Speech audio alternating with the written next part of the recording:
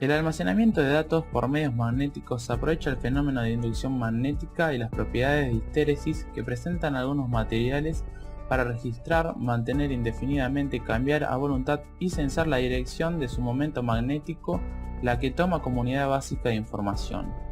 Los dispositivos de almacenamiento evolucionaron a lo largo del tiempo, aumentando su capacidad a través del desarrollo de las diferentes tecnologías empleadas en las cabezas de lectura-escritura, que pasaron de lo que hoy parecen toscos mecanismos de bobina de inducción con un núcleo ferromagnético a los nanométricos ingenios que trabajan en el reino mecano cuántico. Evolución de las diferentes tecnologías empleadas en las cabezas de lectura-escritura. Antiguamente existieron mecanismos de primitivas bobinas de inducción con un núcleo ferromagnético. Estos permitieron la construcción de discos rígidos de hasta 100 MB. A fines de los 70 surge la tecnología de película delgada, TFI. Significó el reemplazo de las primitivas bobinas por cabezas de escritura y lectura construidas litográficamente. El núcleo fue sustituido por una finísima capa de forma precisa de una aleación de buena performance ferromagnética, obteniéndose una cabeza muy pequeña capaz de leer y escribir discos con mucha mayor densidad de datos, lo que permitió elevar la capacidad a mediados de la década de los 90 hasta un rango de los 1000 MB.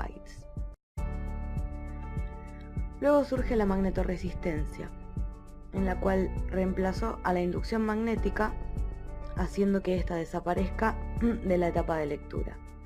Es una propiedad que presentan diversos materiales de poder cambiar su resistencia eléctrica en presencia de un campo magnético. Se trata de varios fenómenos distintos que se presentan sobre distintos tipos de materiales y que han encontrado potentes aplicaciones en el almacenamiento de datos. A partir de esto, en 1994 surge la AMR. Es la aplicación por IBM de la magnetorresistencia anisótropa, en la que las cabezas lectoras, construidas con alineación de hierro-níquel, detectan a través del cambio de su propia resistencia eléctrica la dirección del campo magnético de los bits de información. Las cabezas AMR presentan una performance netamente superior a la de las TFI, siendo capaces de detectar campos más débiles y más densamente agrupados, con menos errores y una distancia de vuelo superior.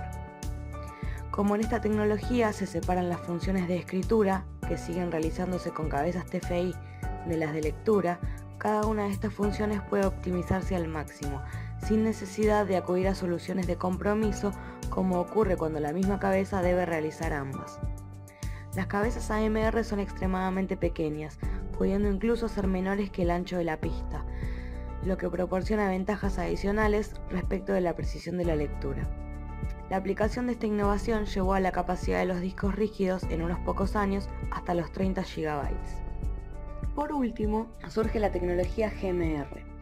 El Premio Nobel de Física 2007 fue otorgado a Albert Ferth y Peter Grunberg, quienes trabajando por separado habían descubierto en los 80 un nuevo fenómeno descrito como magnetorresistencia gigante, que sirvió de base al desarrollo tecnológico de IBM, que hacia fines de 1997 presentó un nuevo tipo de cabezas de lectura que recientemente, en el 2016, permitieron llevar la capacidad de los discos rígidos hasta los 10 terabytes. Con la aplicación de este nuevo fenómeno, la tecnología de almacenamiento de datos entró definitivamente en el terreno de la mecánica cuántica. De hecho, hasta entonces no se había tenido en cuenta una propiedad intrínseca de los electrones que la mecánica cuántica bautizó como spin, que estrictamente se refiere al momento angular intrínseco de la partícula y que, extrañamente para la mecánica clásica, solo se puede tener uno u otro de dos valores. Es una magnitud cuantizada. Solemos identificar a estos dos valores con los términos arriba up y abajo down, y con su descubrimiento se completó hasta 4 el número de parámetros cuánticos básicos necesarios para describir al electrón en el átomo polielectrónico. Los materiales no magnéticos, por ejemplo el cobre empleado en los conductores, poseen igual cantidad de ambos spines, mientras que los materiales magnéticos presentan un desbalance de estas cantidades, lo cual constituye una variable adicional que es lo que se aprovecha en la electrónica de spin. Claro que para encontrar una aplicación práctica de esta situación es necesario contar con un método de detección de los espines, y esto es justamente lo que se logra con el fenómeno de GMR. Veamos cómo se hace. Como vimos en el texto principal, la información contenida en el material magnético del disco rígido consiste en una de las dos posibles orientaciones del campo, que es lo que debe censar la cabeza lectora. El dispositivo desarrollado por IBM para este fin es la válvula de spin, que se construye por el mismo método que los circuitos integrados y las cabezas TFI, es decir, con la tecnología de capa delgada. En este caso se superponen 4 capas de diferentes materiales, como se muestra en la figura. La capa ferromagnética inferior, hecha de una aleación de níquel-hierro, es magnéticamente blanda, o sea que cambia fácilmente de estado y es la que está expuesta al campo magnético cambiante que contiene la información. La capa separadora está hecha de un material conductor no magnético, por ejemplo cobre, que la aísla magnéticamente de la capa siguiente. Esta se encuentra polarizada con una orientación del campo que no cambia. Solo puede hacerlo cuando es expuesta a campos muy intensos, gracias a un fenómeno llamado polarización de intercambio, en el que interviene el material antiferromagnético de la capa superior. El disco tiene 5 partes principales: un circuito impreso que recibe las órdenes de la PC y controla el disco, un motor eléctrico que hace funcionar el plato del disco duro a 7200 revoluciones por minuto dependiendo del disco.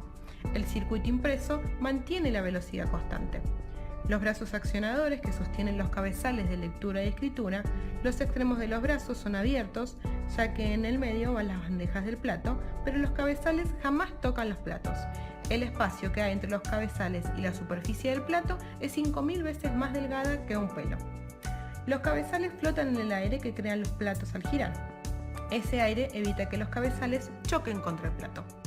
No hay fricción que disminuya la velocidad, así que los brazos pueden mover los cabezales para escribir o recuperar datos hasta 60 veces por segundo.